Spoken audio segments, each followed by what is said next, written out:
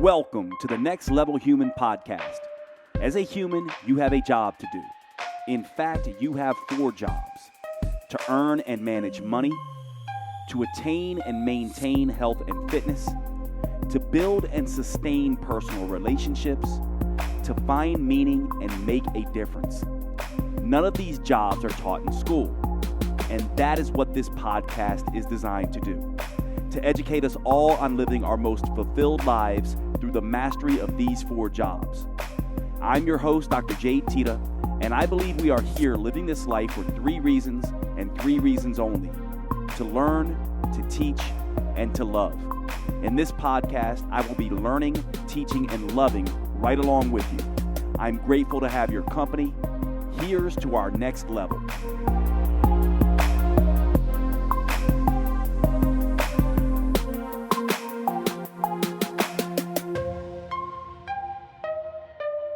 What's going on, everyone? Welcome to today's show, and today's topic is on stress. Now, obviously, this is a very big topic. It is one that I would say is very misunderstood, and I want to cover as much of this as I possibly can. Now, let's frame this up, because there's a difference between emotional stress and metabolic stress. Now, of course, all emotional stress is also metabolic stress, but you can have metabolic stress without feeling any emotional state. In other words, most people think stress has got to come along with an emotional state of anxiety or depression or some kind of emotional angst. And the truth is, you can have an awful lot of metabolic stress going on and be incredibly happy. And so the first thing that I want us all to kind of understand and agree upon is that emotional stress is a very tiny component of stress. And in fact, it may not be the most important type of stress when we're talking about the metabolism. So this discussion is going to be around helping us understand how to deal with stress. Now, I oftentimes talk about the metabolism as a stress barometer. What do I mean by that? What I mean is that the metabolism, in its simplest form, as we talk about it and try to make it as simple as we can, which we really shouldn't do with something that complex, but in its simplest form, it is simply a sensing and responding apparatus. So what is it sensing? Well, it's sensing stress. It is responding to stress. So when we talk about stress from the metabolic point of view or from the metabolism point of view, the metabolism sees anything that throws it out of balance or homeostasis. Homeostasis is just a term, for those of you who don't know, that we use in science to talk about returning to balance. So the body metabolism is always trying to return to balance or homeostasis. So anything that knocks the metabolism out of balance is a stress. So this could be a change in temperature, where you walk outside and it's cold or it's hot and your body starts to get really cool really fast or get hot really fast, and then it has to institute something to get it back to balance. For example, maybe it'll start sweating to cool the body, or maybe it will start shivering to heat the body. So temperature changes can certainly cause a stress, knocking the metabolism out of balance and forcing it to respond. It could be changes in activity level, right? If you've been a sitter for the last month and then all of a sudden you start doing 20-mile hikes, that's going to be pretty severe stress to the metabolism. It's going to be a stress on the joints. It's going to be a stress on the muscles. It's going to be a stress on the energy systems. It's going to be something that throws the metabolism out of balance that it will have to respond to. So changes in fuel availability as well, how much food is available and how much nutrients are in that food. So any kind of discrepancy in energy use around food can be a stress. Too little food, too much food, too little nutrients, too much nutrient.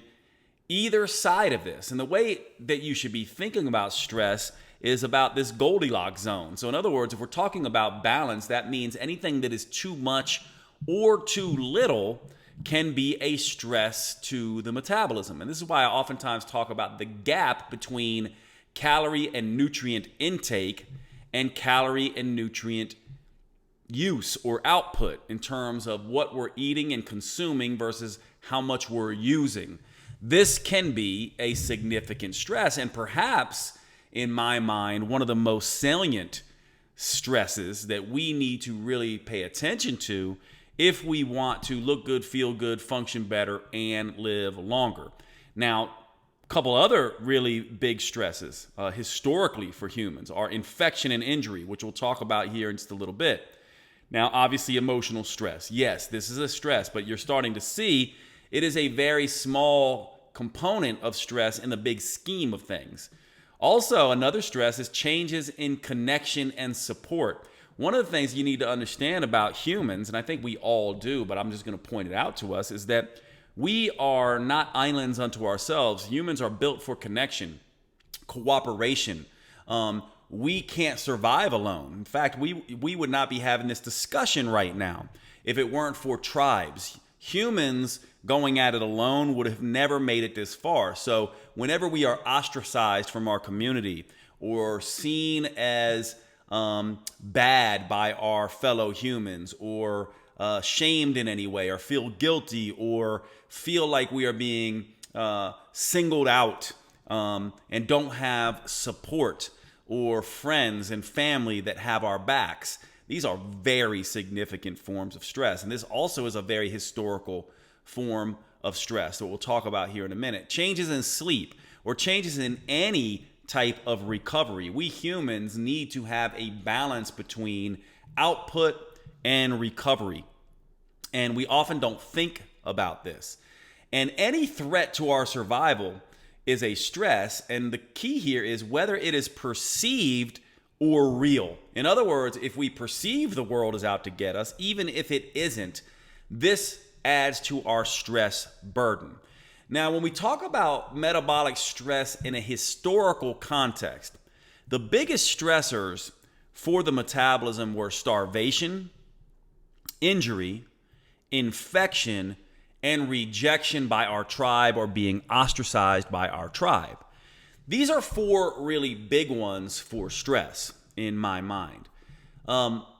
You can think about these as the prime directives for the metabolism. Starvation being a key one. The whole point of the metabolism is to keep us alive long enough for us to reproduce and spread our genes. So starvation is a big one. And the way to think about the way the metabolism works regarding stress is almost like survival software.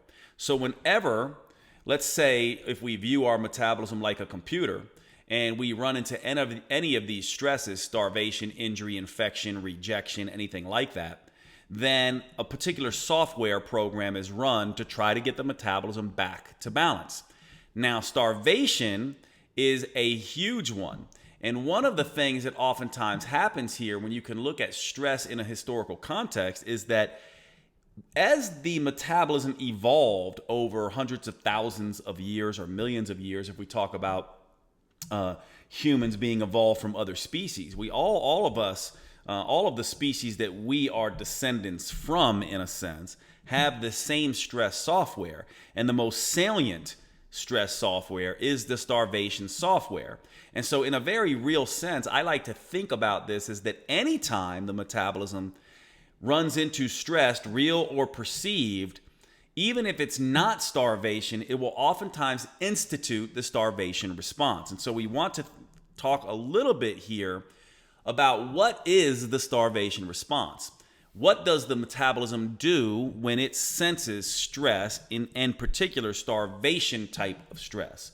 Well, what it will do is it will create hunger, right? Well, if you're starving, you need to have motivation to go find food. The last thing you want to do if you are starving is sit in your cave and not go look for food. So the metabolism will make you more hungry as a motivational impetus to go and get food. It will also perhaps trigger cravings for highly palatable foods that are richer in calories, so it doesn't have to go and eat and search for food over and over again. The more calories it could get at each meal, the better off the metabolism would be in terms of a starvation response. So hunger and cravings are uniquely linked to the starvation response and uniquely linked to stress. So hopefully you're getting the point here already of like, okay, well, if I can't control hunger and cravings, then they must be a big piece of the stress software. When I'm having constant hunger and or constant cravings, it must be a hint to me that my body is under stress, that my metabolism is under stress. Hunger and cravings are a big one. Now, also, mood and motivation, especially the motivational component of mood, is a big one as well. Because once again, if you are starving or undergoing stress, you need to be motivated. The mood has got to change in a way that motivates you to go get food. And so oftentimes you'll see changes in mood, maybe anxiety, right? To be like, oh my gosh, and get worried and I got to go find food. Maybe depression, to slow everything down, including brain function if we're not getting enough fuel. And almost a back and forth here. So you can kind of think of the metabolism as both trying to conserve at times so it doesn't use up too much of its existing reserves and energy needs, energy storage and nutrient needs, but also at other times making the body brain more motivated and anxious to go out and find food. And so oftentimes you'll see this unpredictable, unstable energy and motivation, fluctuating moods and fluctuating energy, at times forcing us to get up and get out and go find food, and at other times slowing everything down and forcing us to relax and conserve energy. And so you see a lot of this. You'll oftentimes see changes in sleep as well, where sleep will become fragmented, it will become shorter, it will become and you can think about this, like you can imagine like what it would feel like if you were worried about something coming and getting you in the middle of the night, you know, like the boogeyman or a lion or, you know, being attacked or something like that. Your sleep would probably be light, fragmented. You would probably be waking up again and again and again. And this is the same thing that happens in the starvation response as well. And this is one of the reasons I oftentimes talk about the idea of sleep, hunger, mood, energy, and cravings, or S.H.M.E.C. When we think about sleep, hunger, mood, energy, and cravings, or hunger, energy, and cravings, S.H.M.E.C and HEC, these acronyms that I use all the time that many of you, most of you who listen to this podcast can repeat, sort of verbatim and by memory because you've heard it so much. But these responses to stress are part of the survival software that the metabolism institutes when it is under stress. And so whenever you have fragmented, light, difficult sleep, whenever you have fluctuating moods, anxiety, and depression, whenever you have unpredictable, unstable energy, whenever hunger is insatiable and out of control, or cravings are insatiable and out of control, then you can be assured that in some way, shape, or form, your metabolism is feeling like it is under stress. This is very important for us to know because, like we've talked about, the metabolism does not speak English or French or Spanish. It speaks metabolism. And if you want to understand what the metabolism is telling you, you're going to want to understand the biofeedback signals that it is sending. And one of the earliest biofeedback signals that it will send when it is under stress has to do with changes in sleep, hunger, mood, energy, and cravings. And really, the first stressful response is really going to come in hunger, energy, and cravings. And then as the stress continues, sleep and mood will change. And I oftentimes talk about this idea of S.H.M.E.C, sleep, hunger, mood, energy, and cravings, representing, obviously, sleep, hunger, mood, energy, and cravings, but also being a catch-all phrase or a catch-all acronym for all biofeedback sensations. So it's not just sleep, hunger, mood, energy, and cravings that can tell us about metabolic stress, but it's also exercise recovery. Are you recovering or not from exercise? Are your joints sore and remaining sore? Are your muscles recovering? Is your exercise performance improving or staying the same, or is it declining? Declining exercise performance as well as prolonged exercise recovery are key indications that you are overreaching, overtraining, or being subjected to too much stress and not being able to respond to that. You'll also see with stress a very big indicator in the digestive tract. Now, one of the things about the digestive tract is that it is responsive to parasympathetic output in the nervous system. So remember, there are two major aspects of the nervous system. There is the sympathetic nervous system, what we call the fight, flight, or freeze responses. Whenever you're under threat, oftentimes you will release adrenaline and noradrenaline to help you fight or flee, and sometimes make you freeze and not move. And this is a survival response. And whenever you are in sympathetic mode, parasympathetic mode, which is rest and digest function, begins to decline a little bit. And so the two, it's like a switch. You're either in sympathetic mode and parasympathetic mode is off, or you're in parasympathetic mode and sympathetic mode is off. Now, of course, it's not that simple because they're both running sort of all of the time. But in general, you can see that the digestive system, the rest and digest system, if the sympathetic nervous system is in high drive all the time, you will see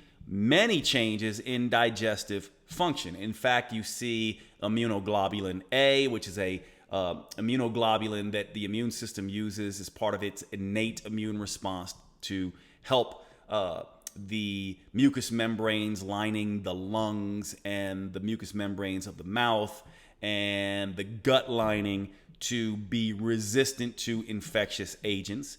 You also see the gut lining, the mucosal lining, degrade a little bit with chronic stress. You'll also see pancreatic enzyme secretion decrease. And so what you'll end up finding is that your digestive capacity is much worse. Either you'll suffer from constipation and or diarrhea, oftentimes both. You may find increased transit time in the gut or decreased transit time. So you might see that you're getting loose stools and diarrhea, or you're getting sort of hardened, dried stools and or constipation. And so with stress, you will see many different changes in the digestive function as well.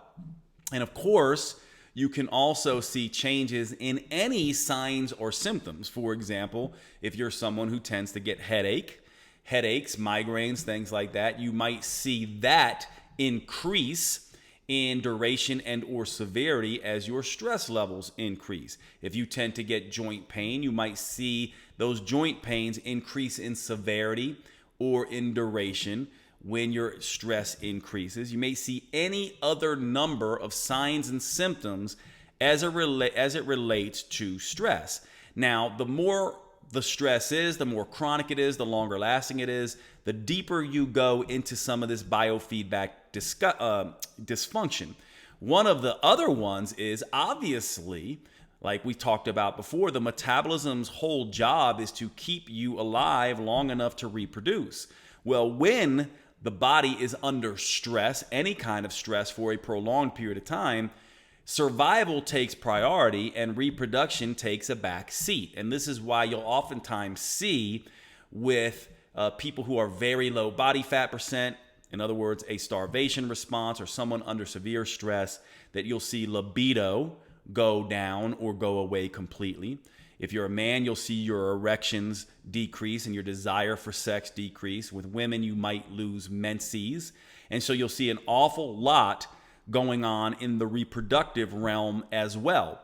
Now, this is oftentimes one of the last things to go, but usually when you think about stress and how deep-seated it is, you'll normally see hunger, energy, and cravings as the first thing. Then you'll see sleep and mood added on to that. HEC goes out of check first, then S.H.M.E.C goes out of check next. Then you'll start seeing decrements in exercise performance and exercise recovery. And then you'll begin to see changes in libido, menses, erection, and then, of course, signs and symptoms. And you may even get diagnosed with a disease. And this is why I oftentimes talk about these stages of metabolic damage, for lack of a better term. what else is a disease if not metabolic damage after all? So when I think of metabolic damage, I'm actually thinking more of metabolic disease. But there's several different ways to think about this. Stage 1 of this metabolic damage or disease is going to be what we call metabolic compensation. This is the early warning signs of stress. And usually here you're going to see hunger, energy, and cravings beginning to kick up a little bit. And if you're trying to diet through eat less, exercise more, you may actually see that the hunger and cravings increase your calorie intake to the degree that your any weight loss or fat loss will stall. And obviously energy will begin to be unpredictable and unstable. Now, if you keep pushing on the metabolism, then oftentimes you'll see sleep and mood become an issue as well as some metabolic decline in terms of thyroid output and resting metabolic rate and other signs and symptoms. So here we call this metabolic resistance, or I should say I call this metabolic resistance, stage 2 of sort of this metabolic damage or metabolic disease. Stage 3 of this is really what I would call metabolic dysfunction. At this point, you begin to see changes in the hypothalamus pituitary communication with the thyroid, the adrenals, and the gonads. And so here you begin to see some of the other things that we see. Exercise performance, exercise recovery starts being problematic. You also will start to see libido, menses, and erection issues beginning to crop up around this time. And if the stress continues, you may actually end up with metabolic disease, which would be, maybe a diagnosis of hypothyroid or a diagnosis of polycystic ovarian syndrome or a diagnosis of rheumatoid arthritis. And oftentimes these will be diagnoses of autoimmune conditions because stress wreaks havoc on the ability of the immune system to do its job and function appropriately. So oftentimes that is one of the first things that becomes dysfunctional. And you will also begin to see increased susceptibility to infectious agents around this time as well. And so not just hunger, energy, and cravings in stage 1 or sleep, hunger, mood, energy, and cravings in stage 2, but also exercise performance, exercise recovery, libido issues, menses issues, erection issues in stage 3, and then increased susceptibility to infection in stage 3, going into stage 4, metabolic disease, where you start to look at getting diagnosed with an actual condition. And so the reason I'm bringing this up is because many people think that health is really just about what we are eating and how we are exercising. But what a lot of people do not understand is that eating and exercise, too much food or too little food, too much exercise or too little exercise, becomes a major source of stress for the metabolism. And when we're talking about sort of this starvation response, it is a good way to think about it because in a very real sense, any type of stress that the metabolism is under will to some degree, some way, shape, or form resemble the starvation software. Hunger, energy, craving, sleep, mood, exercise performance, exercise recovery, libido, and all these things can begin to go out of check. So let's talk a little bit then about how we begin to manage some of this stress. Now, again, please remember, we're not talking just about emotional stress here. In fact, emotional stress is a very small component of this. But when we talk about diet and exercise, because obviously there's all kinds of stress that we can talk about, I'm going to focus on diet and exercise stress here. When we think about stress, there's several different ways to think about it. First of all, and this is where it gets confusing, there is a good form of stress. If there was no stress at all, your metabolism would have nothing to challenge it, to make it adapt and get stronger. And so we call this stress that is not prolonged or super intense, but is enough but not too much stress as eustress. Eustress or adaptation stress. It is enough stress that the body then gets stronger. And exercise done in the Goldilocks zone, not too much, not too little, but just right, is a eustress. Now, exercise that is too little, not enough movement, or too much is a stress. is a negative stress. So yes, exercise that is enough and not too much is a positive stress. Exercise that is not enough or too much is a negative stress. Same thing with food, both food calories and food nutrients. Too much, too little is a negative stress. Just right is a positive stress. Same goes for some thermal exposures, right? Right now, there's a rash of research coming out on cold exposure and thermal exposures through cold acclimation and heat acclimation and contrasting, hot with cold. Well, a short-term cold exposure is incredibly advantageous and a good adaptation response when it is enough but not too much. Obviously, too much cold can kill you. Obviously, sitting in 72 degrees constantly gives you no thermal challenge whatsoever, and that's not going to be healthy for you either. So some degree of cold exposure helps us adapt, and research has shown it helps our immune system function better. It helps our metabolism function better. It makes us more flexible, more resilient, and more resistant to other stresses. Same thing with hot exposures. Getting exposed to heat, forcing our body to sweat. As long as that heat is not too much, obviously too much heat can kill us.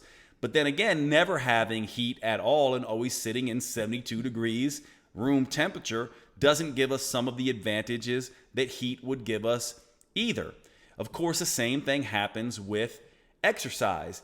Some ballistic movement, some stress and strain on the joints, some, mechanical strain on the muscle, some metabolic buildup of metabolic byproducts through intense exercise. Some of that helps us adapt and get better. Too much of it or too little can be overly stressful. And so when you think about these kinds of stresses, what you want to be thinking about is several different forms. There is short, intense stress. There is prolonged, mild stress. There is long, intense stress. And there is long, moderate stress. Now, when we think about exercise and diet, short, intense stress would be, from an exercise perspective, this would be like a 15 to 20 minute super intense, high intensity interval or CrossFit sort of metabolic conditioning type of workout, sprint training or something like that, something that gets you breathless, something that makes your body burn, something that is extremely difficult to do, but it's short-lived. And in that case, because it's intense, that would be stressful if it was prolonged, but the fact that it is short is a very good thing to the body. And so short, intense stress seems to be adaptive, seems to be positive for us. Also, very prolonged but very mild stress, like very long, slow walking, also seems to be adaptive and positive in its stress response. And by the way, here's how we know. I'll break a little bit of this biochemistry down for you. There's two ways to look at this. And both of them have to do with sort of the body's response to the stress hormone cortisol. So if we do short, intense stress or exercise, something like interval training, or short, intense stress with diet, something like fasting for, 24 to 48 hours, a very short fast, what will end up happening is cortisol will rise a little bit. But in response, also growth hormone will also rise as well. And so this idea of growth hormone combining with cortisol, the two work synergistically to help you adapt, to get stronger, to actually burn fat, believe it or not. However, as things progress and get longer and longer, as that fast continues or as the exercise gets longer and longer, what happens is cortisol starts to dominate and become dysfunctional and outpaces human growth hormone and testosterone, which are these hormones that buffer against cortisol. And not just buffer against cortisol, but actually help cortisol work with the body rather than against the body. So short, intense exercise or short, intense dietary extremes can be highly beneficial hormonally. That is the type of stress that we want. Think about being out on the plains of Africa. A lion jumps out at you and your tribe. You run as fast as you can or you fight. It's very short-lived. Either you're going to get away pretty quickly or you are going to fight and win or fight and die. But if you fight and win or you run away, what ends up happening is during the fighting process, you have a flood of stress hormones, adrenaline, cortisol, all these hormones basically are elicited to increase heart rate, to dilate the bronchioles in the lungs, to essentially liberate sugar and fat stores. And then the intense exercise and intense activity that is coupled with that stressful response, muscles moving, muscles burning, muscles straining, this super intense output. Not only do you use up all the fat and sugar that the body released, but you also release a host of other chemicals, testosterone and human growth hormone and myokines like IL-6 and IL-8 and IL-15 and all these other sort of adaptation responses in the muscle that then, once you stop the fight or the flee, work to go, okay, we need to build ourselves back better, stronger, faster. Many of these compounds rebuild muscle stronger or increase ligament and tendon strength or do any number of things to make the body get better. And so when you think about these stressful responses, you want them to be short-lived and intense to combine this cortisol stress hormone response with this adaptation response with other hormones like human growth hormone and testosterone. And so short fasts do that. Short intense exercise does that. Now, another way that you could do this is just very short or long but relaxed type of activity. In this case, you don't get the growth hormone responses, but you do get a very relaxing response where cortisol levels will fall and the body will sensitize itself to insulin in a sense. And so really when we think about managing stress in terms of activity, we want either short intense activity or very relaxing long activity. Same goes for food. If we're going to have decreased nutrients or decreased calories, fasting or not eating a lot, we do not want that to last long. A few days, maybe a week, depending on how extreme it is. The more extreme it is, if you're fasting, you don't want it really to go past a day or two. Now, the example of going low and slow with that would be being in an isocaloric state or matching calories fairly closely. So having a 500 calorie deficit would be relatively stressful for the body. And my reading of the research says that once you get beyond about 30% calorie deficit, you're starting to get into perhaps the extreme, more extreme prolonged type of stress response. So the equivalent to walking nice and relaxed from a diet perspective would be being in a narrow calorie gap. In other words, the amount that you're eating and the amount that you're putting out in energy is relatively close together, within 100 or 200 calories, right? But not, 300, 400, or 500 calories.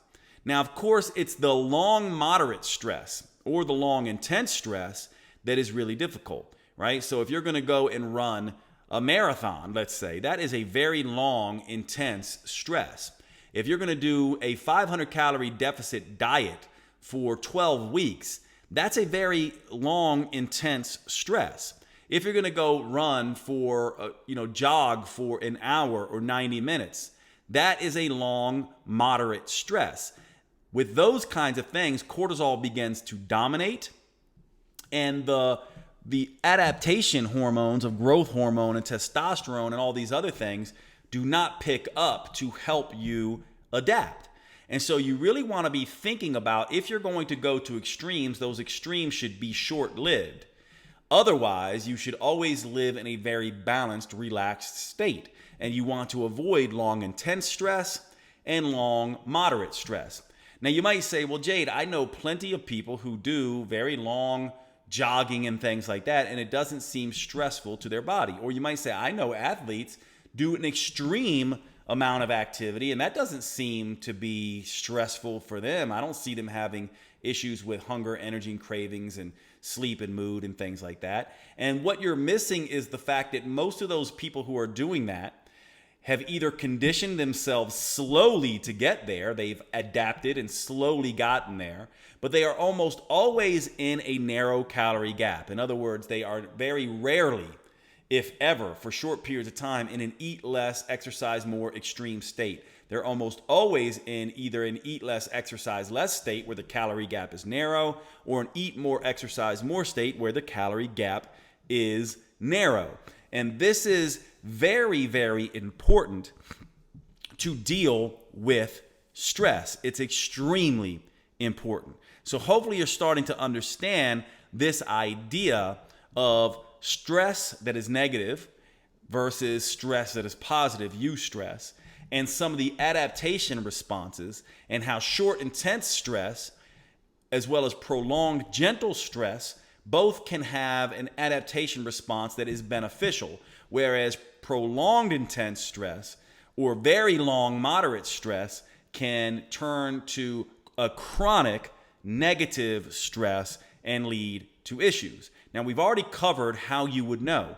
You'll know based on sleep, hunger, mood, energy, and cravings, and all the other biofeedback. This is how you want to be thinking about this. Now, we also have other ways that we can look at this. We, for example, can look at the way our body feels around soreness, around digestive function, around the ability to perform and to continue to perform. So we just talked about that, these biofeedback sensations. But we also now have ways to measure our body's response to stress that may give us a little bit more of an early warning sign. For example, we can look at heart rate. When the physiology is under stress, heart rate, resting heart rate doesn't lower as much as it would otherwise. And so you will find that your heart rate while you're sleeping doesn't go down as low as it normally does. Or when you are relaxing, your heart rate is slightly elevated. So if you knew what your average heart rate was while you were sleeping, and you knew what your resting heart rate usually is when you're relaxing, and you saw trends of that kicking up a little bit, this could be a very early warning sign that you are under stress. You can even use this in exercise. With exercise, if you do an extreme bout of exercise, let's say you go all out for 1 minute, and then you measure your heart rate response, before you start that 1 minute sprint, you'll have a resting heart rate, let's say of 60 or 65 or 70. And when you do that minute burst, let's say it's going to be a minute of burpees as fast as you can, you'll see your heart rate go up by huge amounts. Maybe it'll go up to 140, 150, even 160.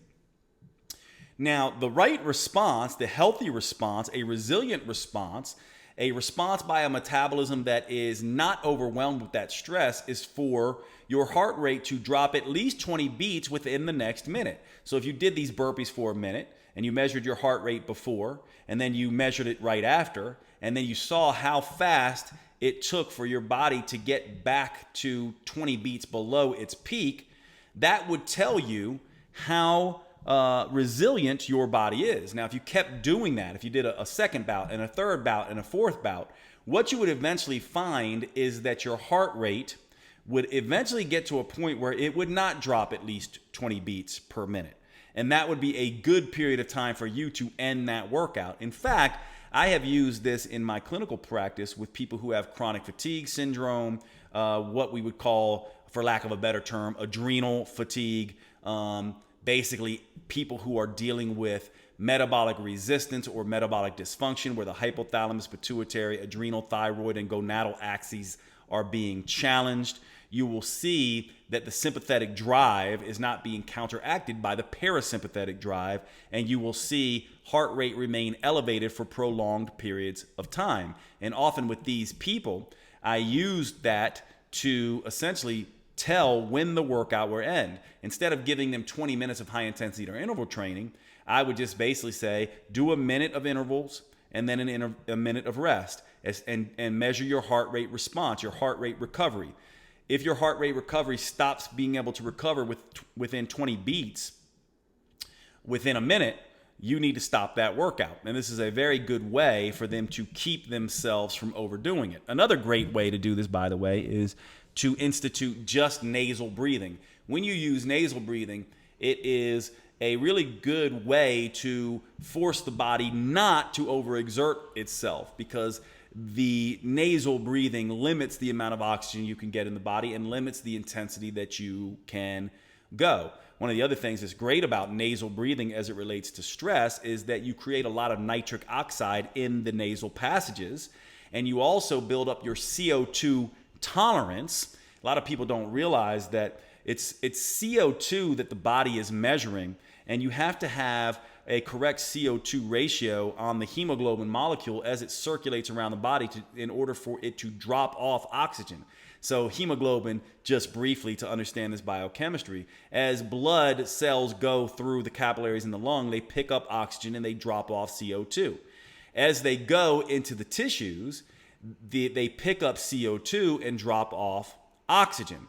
Now, nasal breathing makes all of this much more efficient compared to mouth breathing, and can condition the body faster in a sense. And so oftentimes when we're dealing with people who are just coming back from extreme stress, or who are having difficulty recovering from intense exercise, or for whom we don't know sort of the intensity of the exercise, we will oftentimes institute nasal breathing in that way, so that these individuals can not overreach or overtrain and be able to not get overly stressed. So heart rate recovery is a big one here. The ability to do nasal breathing is another one. And we now have heart rate variability. Now, there are many, many different tools. I use and love the Aura Ring. There's others. There's the Whoop. I believe Apple Watch even now is getting the ability to do HRV, and obviously can do heart rate recovery. The tech is becoming pretty spectacular here in terms of being able to tap into heart rate variability. Now, heart rate variability, or HRV, is different than heart rate recovery. Heart rate variability is the beat to beat difference in the way the heart beats. And so most people think the heart beats like a metronome, lub-dub, lub-dub, lub-dub, lub-dub, in a very rhythmic and smooth way. But in fact, the heart beats more like a symphony. It beats faster and slower. So it's more like lub-dub, lub-dub, lub-dub, lub-dub, lub-dub, lub-dub, right? So there's a cadence to it, a variation to it. And what we know is that the more varied the heart rate variability, right, the more varied that is, the healthier the heart. You do not want a static metronome type heartbeat. You want a varied heart rhythm in a sense. And so we can pick up HRV, and HRV tells us an awful lot about sympathetic parasympathetic balance. And it can be useful because oftentimes you will see perturbations or changes in HRV well before you start to feel differences in S.H.M.E.C and S.H.M.E.C. And so HRV is really, really powerful in this regard. You will also begin to see lots of other things that you can do. For example, with some of this tech, like the Aura Ring, for example, it will look at temperature changes, your sleep temperature, your resting heart rate, your HRV, along with your recent activity, how intense it was, your accumulated activity over several days, and your sleep quality and quantity, and puts all this together in a readiness score, which is basically just like, hey, here's how ready we think you are based on all of these different biometrics that we are combining as a way to give you a brief insight into how much stress you might be under. Now combine that with S.H.M.E.C and S.H.M.E.C and paying close attention to your own biofeedback, and you have a really good way to begin measuring and dealing with stress. So this is what I want you to be thinking about. Now, one of the things that I'll do really quickly before we begin to wrap up is this idea that I often talk about rest-based living.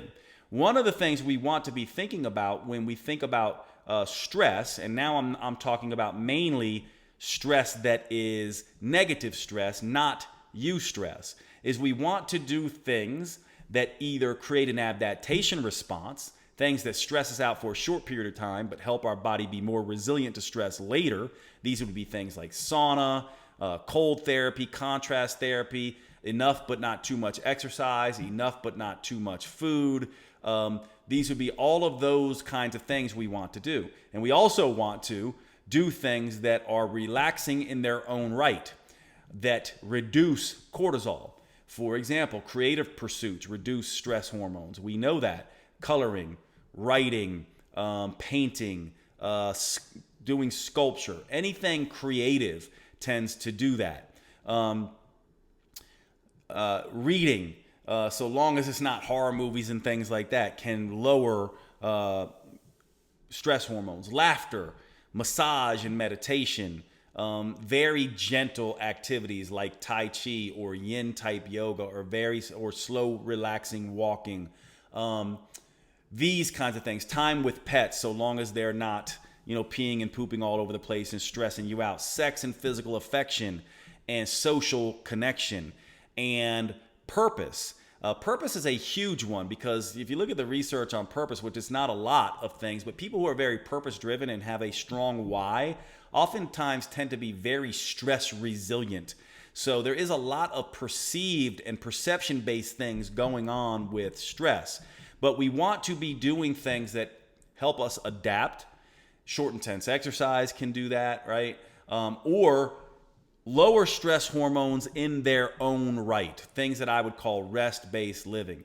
Sauna therapies, contrast hydrotherapies. These would be things, thermal challenges. These would be adaptation responses. But then add into that things like massage and meditation and spa therapies and things like that. These would be things that just relax us across the board. Most people are not thinking about these things, but if you take the metabolism as a stress barometer and you realize that the more this pressure builds up on that barometer, the more you're going to move from these different stages of metabolic compensation to metabolic resistance to metabolic dysfunction to metabolic disease and damage, the more you're going to also be dealing with things like increased hunger, energy, and cravings, which make you basically drive for more calories, sleep and mood going out of check. All of these things make it almost impossible for you to create a calorie deficit and to sustain that calorie deficit through hormonal balance. In other words, it makes it almost impossible for the metabolism to get back to homeostasis.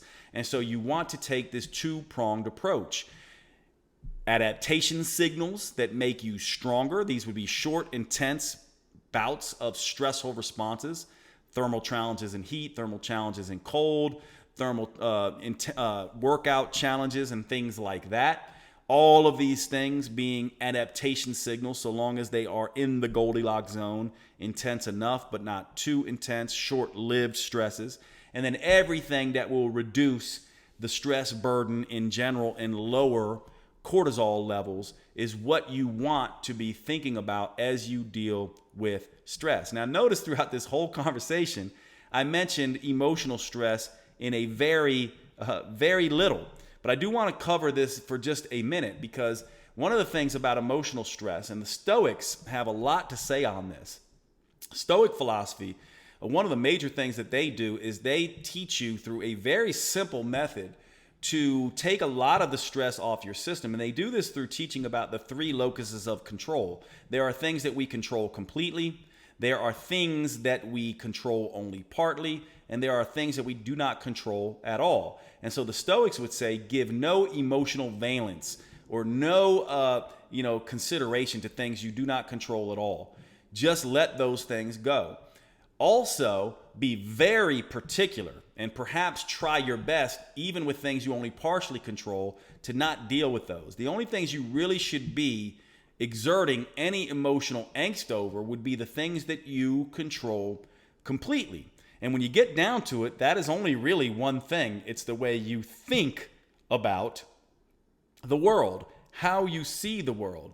Marcus Aurelius, one of my favorite Stoics, has a quote, and he essentially says, if you do not feel injured, then you weren't injured, despite the fact that someone else might think you're injured. In other words, we have the ability, us humans, to simply decide not to feel slighted or not to feel stressed. We have a huge perception superpower.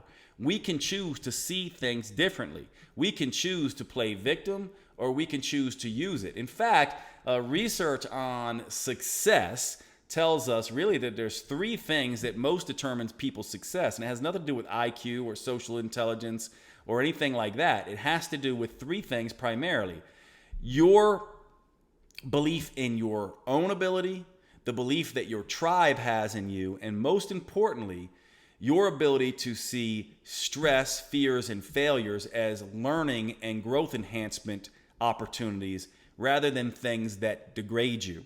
And this takes a lot of some of the emotional angst and stress that we humans have. Now, of course, it's difficult, but it is very doable. And when you have individuals who are practicing this, now add purpose onto that, and you now have a very strong why to live for, as well as focusing on only the things you can control. And some of the emotional angst, anger, fear, and all this kind of stuff that a lot of people deal with begins to be less and less and less.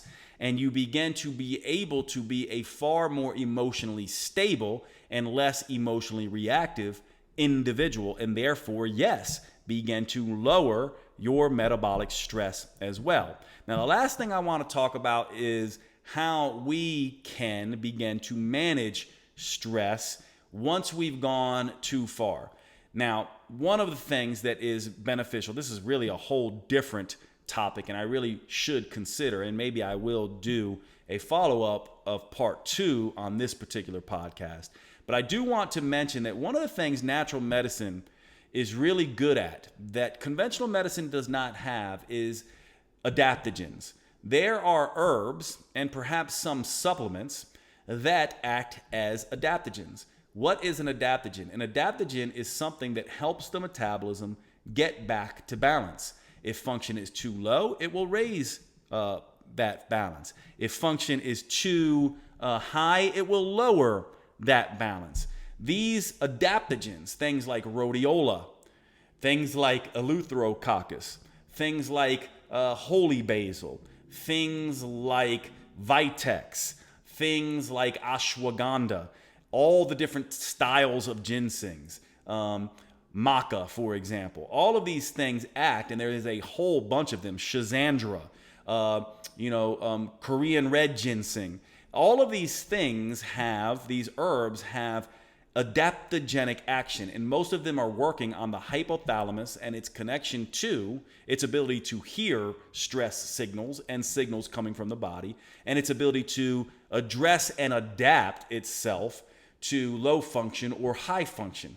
These adaptogens are absolutely critical, and they can do a lot to help the metabolism adapt and get better. And so I'm going to end the podcast there, and maybe I will pick up on this next time. I hope this gave you a lot to think about with the mechanisms of metabolic stress and how to deal with metabolic stress. And I will see you at the next episode.